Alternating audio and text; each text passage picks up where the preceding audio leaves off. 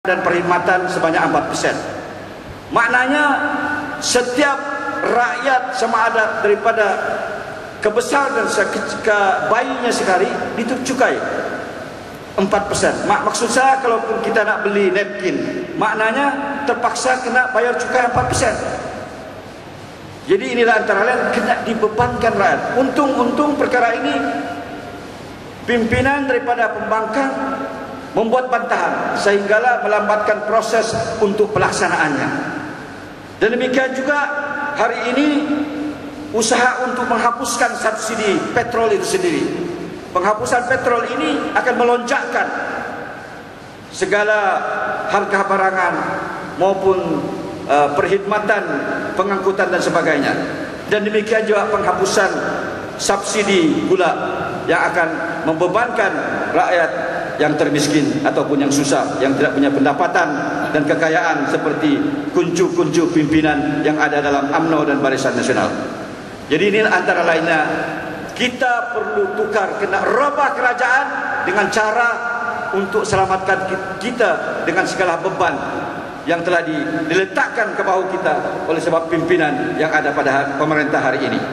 Jadi saudara-saudara sekalian, persoalan hari ini ialah sama ada kita mampu untuk menjadikan perubahan itu satu realiti. Inilah satu persoalannya. Rakyat biasanya tak bersedia, tidak punya keyakinan untuk sokong kita kalau mereka tidak percaya yang kita ini boleh, we can deliver. Kita boleh menjadi parti pemerintah. Di Sabah sebetulnya biasa tukar-tukar kerajaan. Tukar kerajaan ini sama seperti tukar baju, sama aja di Sabah. Persoalannya hari ini kita bicara soal nak tukar kerajaan persekutuan. Bolehkah kita lakukan? Jadi rakyat seharusnya kita harus mampu untuk memberikan pendapat, pandangan. Antara lain rakyat bersedia untuk sokong kita bila mana rakyat itu yakin yang kita punya potensi yang tinggi untuk menjadi parti pemerintah.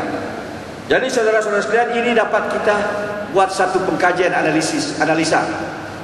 Dalam pilihan raya umum yang lalu 2008, negara kita ini telah mencipta satu sejarah politik yang tidak pernah kita alami sebelum ini, yaitu buat kali pertamanya kita menyaksikan bahwasanya Barisan Nasional itu kehilangan majoriti 2/3 di parlimen. Untuk jolong kalinya 5 buah negeri telah dapat membebaskan secara serentak daripada rejim pemerintahan Barisan Nasional.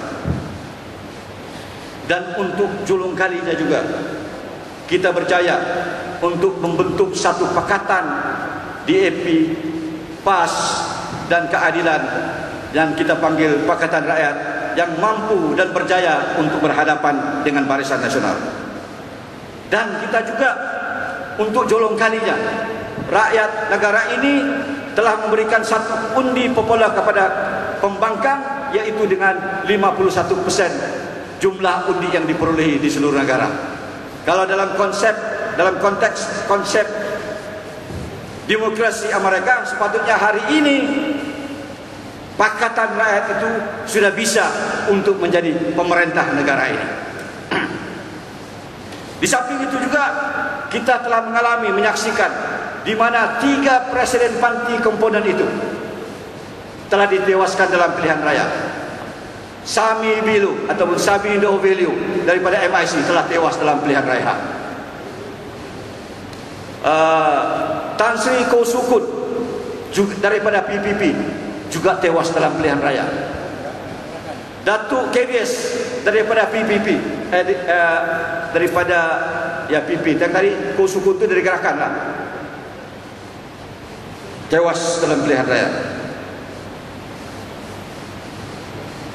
Dan biasanya dalam pilihan raya kecil sudah menjadi satu kelaziman pemerintah itu akan tetap menang. Tapi kita sudah mengalami berhadapan dengan pilihan raya kecil sebanyak 11 kali. Kita menang 8 kali, BN menang 3 kali. Maknanya inilah satu potensi untuk menyokong keyakinan kita bahwasanya kita akan mampu untuk merubah di dalam pilihan raya akan datang.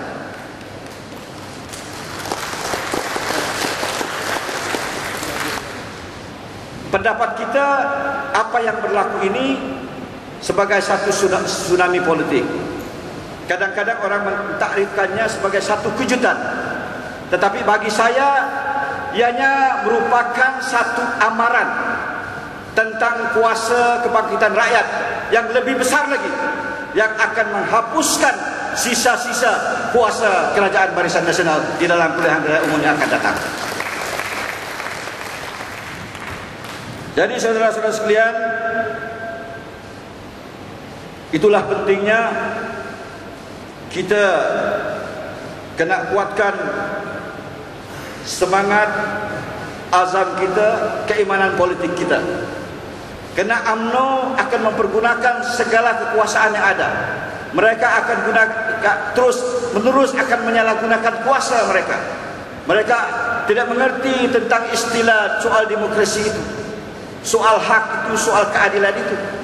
Hari ini kekuatan mereka terletak kepada 3 perkara.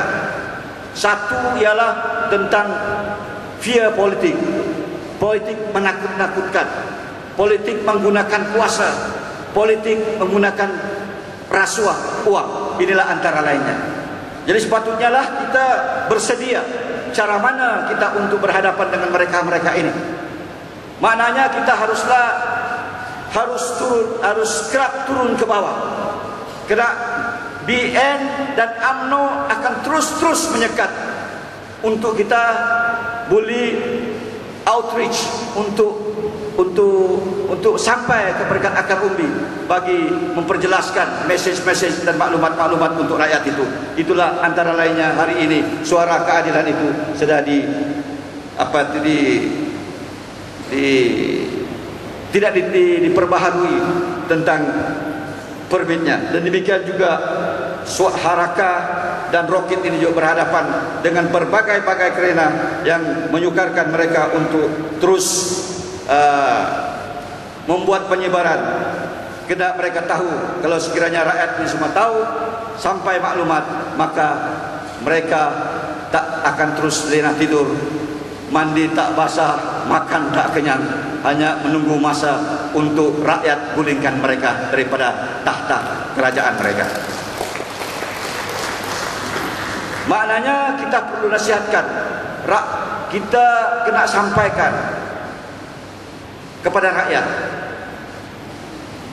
antara lainnya proses untuk memberikan pendidikan politik, menyebarkan maklumat-maklumat yang wajar untuk diketahui oleh rakyat. Kesimpulannya bahwasanya kita punya tanggung jawab untuk ajar rakyat itu supaya jadi pintar, supaya tidak lagi rejim pemerintahan UMNO dan Barisan Nasional itu terus menerus untuk membohongi mereka, menakut-nakutkan mereka dan sebagainya. Itulah antara lain kita mengatakan, kita pembangkang tak dapat beri sesuatu, tetapi kita akan dapat beri ilmu kepada rakyat agar pemimpin-pemimpin UMNO dan Barisan Nasional itu tidak dapat lagi membohongi dan memperbodoh-bodohkan rakyat. Jadi saudara-saudara sekalian, sebagai satu topik untuk menutup ceramah saya pada hari ini, kalau antara lainnya persoalannya kita kata, kenapa kita perlu perubahan ini? Adakah kita punya adakah kita punya peluang untuk menjadi parti pemerintah? Dan ketiganya, kenapa kita buat pilihan untuk Pakatan Rakyat ini sebagai landasan perjuangan kita?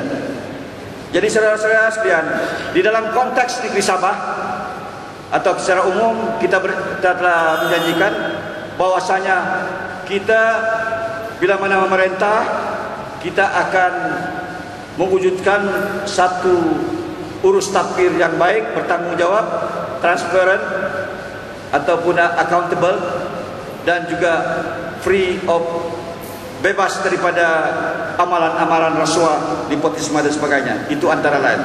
Di pada konteks lain ialah untuk negeri Sabah sendiri.